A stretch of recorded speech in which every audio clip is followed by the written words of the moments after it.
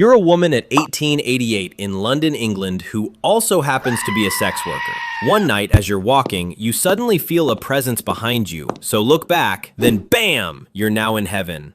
You ask God who killed you. God answers, it's Jack the Ripper. So you ask again, but who is he? God thinks for a moment and says, I don't know.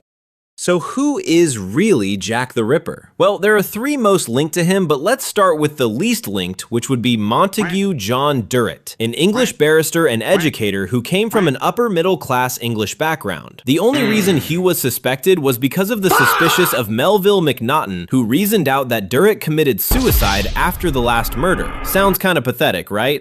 Next up, we have José Protasio Rizal Mercado y Alonso Realonda, better known as José Rizal, the Philippines' national genius, writer, playboy, nobleman, doctor, and hero. So why was he suspected? He went to London to study English at 1888, the start of murder, where he stayed with the Beckett family, and to also annotate the Sucesos de las Islas Filipinas to prove that Filipinos had a developed culture before Spanish colonization. When he left at 1889, the killings seemed to stop. Moreover, his initials are JR. That could be Jack the Ripper or just simply José Rizal. Last of the three, we got Aaron Kosminski, a Polish Jewish immigrant who's also a barber at London's Whitechapel District during the murders. He was also labeled by the same guy who suspected Duritt, which is Melville McNaughton, due to his mental illness and toxic misogyny. Moreover, in 2014, his DNA was found by researcher Russell Edwards by testing a shawl found at the crime scene of victim Catherine Eddowes, which happens to match Kosminski's descendant. Therefore, he's the most closely linked suspect as recorded.